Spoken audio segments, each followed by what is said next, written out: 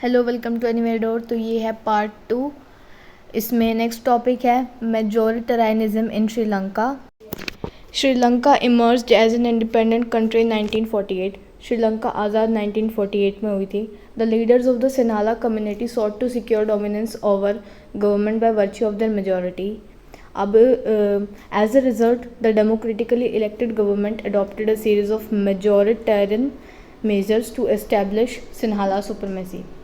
अब सिन्हाला सुपरमेसी जो है वो मेजॉरिटी में थी, तो उन्होंने जो है वो गवर्नमेंट पे अपना डोमिनेंस जमा लिया, यानी कि अपना हक जमा लिया, मतलब एक दादागिरी कर ली उन्होंने कि हम ज़्यादा मेजॉरिटी में हमारी चलेगी, जिसके कारण जो डेमोक्रेटिकली इलेक्टेड गवर्नमेंट थी ना, उसने एक मेजॉरिटेरियन नाम की सीरीज़ अडॉप्ट कर ली, जिसमें जो है वो ये चाहते थे कि सिन्हाला को जो है सबसे ऊपर रखा जाए। ठीक है।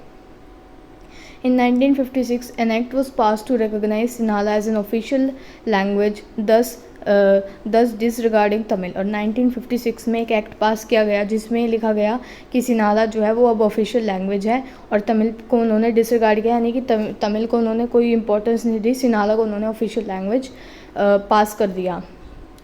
The government followed preferential policies that favored Sinhala applicants for university position and government jobs। अब जो गवर्नमेंट थी उन्होंने क्या किया, उन्होंने सिन्हाला को ही फेवर किया। जितनी भी यूनिवर्सिटी में पोजीशन मिलनी थी, जितनी भी गवर्नमेंट जॉब मिलनी थी, वो सारी सिन्हालास को दी, तमिल्स को नहीं।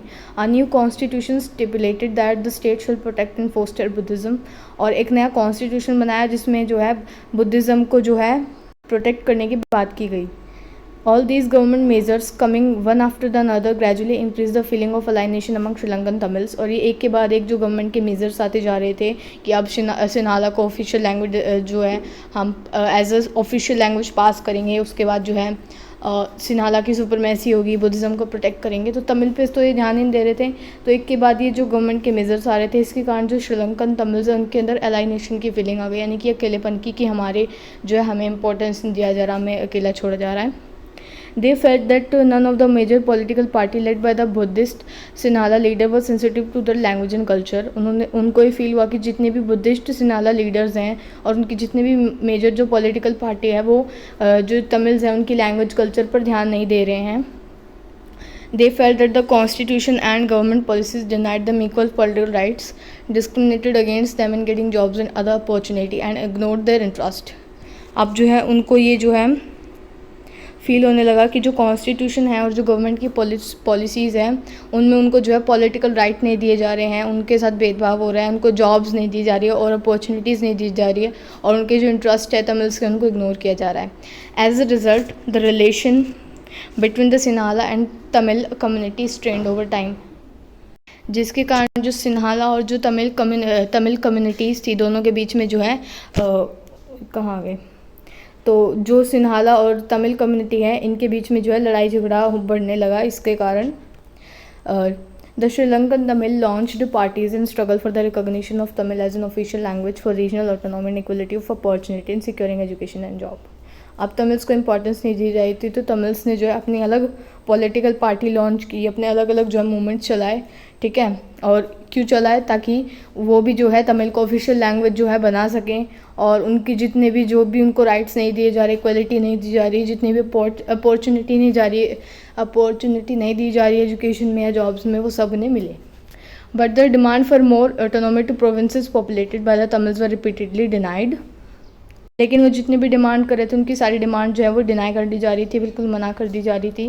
Bye 1980 several political organisation were form demanding an independent Tamil Eelam state in northern and eastern part of Sri Lanka. और 1980s में बहुत सारी पॉलिटिकल ऑर्गेनाइजेशन बना ली तमिल्स ने, और फिर उन्होंने क्या डिमांड करना शुरू किया कि उन्हें एक इंडिपेंडेंट तमिल इलाम मिले, यानी कि एक अलग स्टेट बनाया जाए सिर्फ तमिल्स के लिए श्रीलंका के नॉर्थ और ईस्टर्न पार्ट्स में। जैसे कि श्रीलंका का मैप है, तो इसका जो नॉर्थ पार्ट और जो ईस्ट पार्ट है ना, यहाँ पर जो है तमिल्स को एक अलग स्टेट प्रोवाइड किया जाए जो सिर्फ तमिल्स का हो। ठीक है। इलाम का मतलब यहाँ पर जो है स्टेट है। The distrust between the two community turn into wide spread conflict, it soon turn into a civil war. और ये जो जितने भी जो है लड़ाई झगड़े जितने भी चल रहा था इनके बीच में, ये बढ़ता गया और एक सिविल वॉर में बदल गया। जैसे कि वर्ल्ड वॉर्स होती हैं कंट्रीज़ में, ऐसी सिविल वॉर होती है वर्ल्ड वॉर जितनी भयानक, लेकिन वो कंट्री के अंदर ही होती है, अलग अलग ग्रुप्स के बीच में। ठीक है, तो सिविल वॉर हो गई, यहाँ पे आपको डेफिनेशन भी मिल जाएगी। A violent conflict between opposing group within a country that becomes so intense that it appears like a war। यानी कि वर्ल्ड वॉर क्या होती है, अलग अलग कंट्रीज़ के बीच में वॉर होती है, बट ये वॉर जो है कंट्री के अंदर ही दो अलग अलग अपोजिट ग्रुप्स के बीच में होती है, जो कि वॉर की तरह ही लगती है, जो इतनी खतरनाक बन जाती है। तो फिर सिविल वॉर हो गई।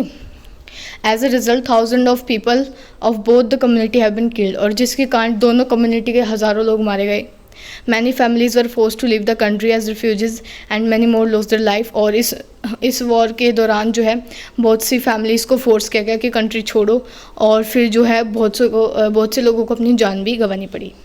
You have read chapter 1 of economic textbook class 10th about Sri Lanka's excellent record of economic development and education and health।